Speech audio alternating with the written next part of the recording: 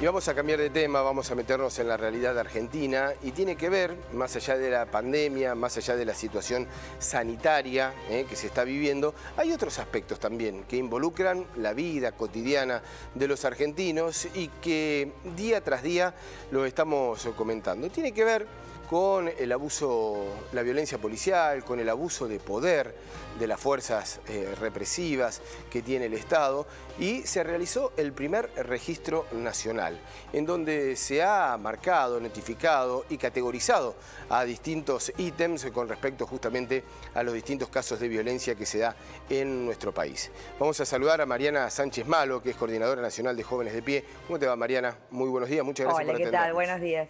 Bien. Bueno, es realmente novedoso, ¿no? Este primer registro nacional de violencia policial, de abusos de poder que han realizado ustedes junto con otras organizaciones. Sí, en realidad veíamos igual que muchas organizaciones, incluso, bueno, también han salido a través de los medios, veíamos que una parte de lo que tenía que ver con los impactos de la pandemia claramente ponía sobre la mesa la necesidad de tener información, por lo menos, ¿no? Una de las cosas que más nos preocupa y que con nuestro instituto intentamos hacer y poder registrar es sobre todo tener datos para poder después pensar en qué políticas necesitamos, qué políticas públicas necesitamos. Pero bueno, había una faltante de datos y entonces este registro viene de alguna manera, aunque muy a pulmón, obviamente, ¿no? Sí. Porque no es un registro que, bueno, que haga el Estado, sí, somos institutos y organizaciones que lo venimos haciendo porque creemos necesariamente que tiene que haber información para poder elaborar política. Y está bueno eso, ¿no? Porque un comienzo. De eso se trata, Mariana, ¿no? Las estadísticas, en cualquier orden, tienen que servir para eso, para detectar, totalmente, para diagnosticar y de ahí en más estar atendiendo los problemas que nos deja entrever. Y ustedes han detectado, por ejemplo, en distintas provincias, en todas que se han hecho, 156 casos detectaron, aproximadamente ese es el número. Exacto, el registro lo que hace, o sea, lo que hemos tomado como lugar para poder registrar son los medios de comunicación. Bien. Por lo tanto, vamos a decir en este caso que seguramente hay muchos casos que no aparecen en los medios de comunicación, entonces nos van a quedar por fuera de este informe, ¿no? En total, de los casos registrados en los medios de comunicación son 156 casos en todo el país, de los cuales 113 son varones, 27 son mujeres y el resto de las personas pertenecen al colectivo disidente,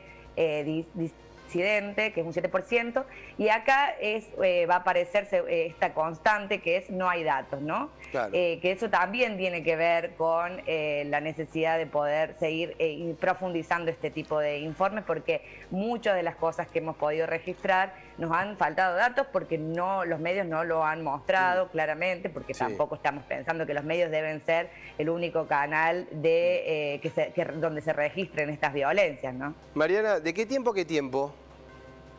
Esto se ha hecho se ha hecho durante el comienzo, desde el comienzo de la pandemia, digamos, ¿no? Sobre todo con, digamos, en el periodo de la ASPO, ¿no? Sí. Durante el periodo de la ASPO, donde las fuerzas de seguridad estaban en las calles teniendo en sus manos, digamos, de alguna manera la posibilidad de ser quienes hacían cumplir o no las restricciones. Entonces ahí fue que vimos nosotros, ¿no?, un incremento, o parecía intuitivamente un incremento, y fuimos a hacer este registro. ¿Y han categorizado la violencia? Es decir, distintos hechos, ¿cómo han sido? Sí, ahí dentro de las tipificaciones, digamos, la más común que apareció, digamos, la violencia con más porcentaje, tiene que ver con los disparos, ¿no? Con los disparos de fuego y de balas de goma. En ese sentido, eso, bueno, representa el 25% dentro de las distintas tipificaciones de las violencias que hemos registrado. Luego vienen 19% golpes, 15% apremios ilegales, 11% lesiones, 7% maltratos. Después, bueno, va variando los tipos de violencia, pero lo más importante que nos parece a nosotros rescatar es este dato, ¿no? Un 25% consiste en un arma que se dispara de manera no controlada dentro de los protocolos normales, ¿no? De los protocolos periódicos de la policía. Entonces, en ese punto, también rescatar ese dato, porque hemos tenido muchos casos de gatillo fácil. Y este dato viene acompañado de otro dato, que es que de estas 56 víctimas que hemos nosotros registrado, el 66% terminó en la muerte de las víctimas, ¿no?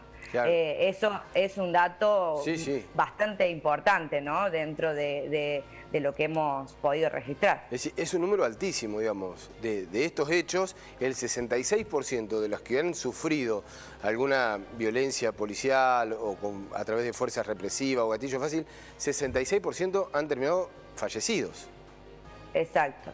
Entonces, bueno, ahí claramente lo que vemos, porque bueno, nos interesa por un lado tener información y por otro lado poder mostrar que de lo que estamos hablando no son casos aislados. Porque en realidad, si no, lo que vemos, digamos, cotidianamente es que las decisiones que se toman son, bueno, hacemos renunciar a esta cúpula policial, seguramente hay alguna imputación, digamos, si hace alguna investigación sobre 2, 4 o 5 policías, que son los que están implicados en el hecho, y bueno, y volvemos a barajar y dar de nuevo, digamos, como lo hemos visto en toda nuestra historia. Entonces, lo que nosotros estamos viendo acá es que claramente hay un problema que es más profundo, hay un problema que requiere de un tratamiento mucho más integral y que tiene que ver para nosotros con dos cosas puntuales. Por un lado, que tiene que ver con el control y por otro lado tiene que ver con la formación, porque tampoco estamos diciendo que esto sea un problema de determinados agentes policiales, digamos. Claro. No vamos a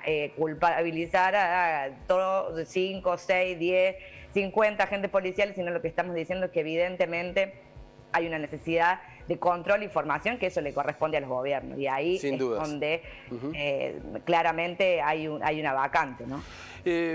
Mariana, y con respecto a esta mirada bien federal que han hecho, es muy interesante porque lo han hecho en todo el país, ¿no? No se han centrado en los grandes centros que habitualmente, obviamente, deben tener mayores casos, sino que han recorrido el país. Y vemos la provincia de Buenos Aires y también la provincia de Jujuy allí con los mayores registros.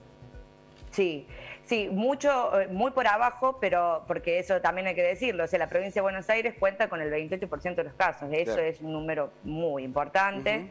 Y luego viene Jujuy con un 9%, o sea, bastante más abajo. Y ya después todas las provincias, tanto desde Ciudad de Buenos Aires hacia abajo, están entre un 8 y un 1%, digamos, ¿no? Eso por ahí en el número general no es tan significativo. Claro. Pero lo de la provincia de Buenos Aires...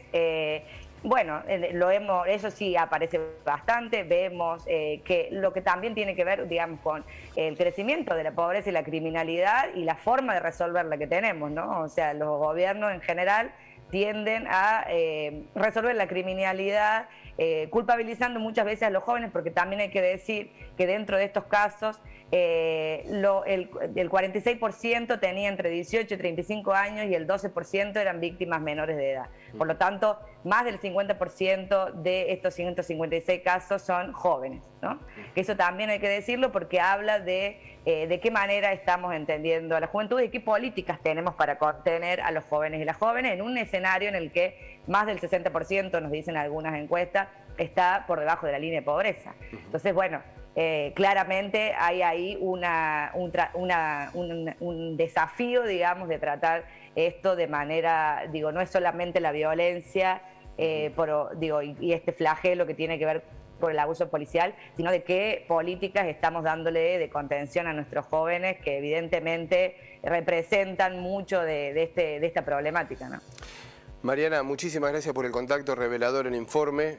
Esperemos que sirva para lo que vos manifestabas, ¿no? El objetivo de crear políticas públicas, de estar atendiendo a un problema que evidentemente está recorriendo el país en algunos sectores más pronunciados que en otros, pero que tenemos un problema allí en donde hay que atender y que el Estado debe crear políticas, debe tomar parte para resolverlo. Así que muchísimas gracias y un fuerte abrazo. Bueno, muchas gracias a ustedes. Hasta luego. Hasta luego.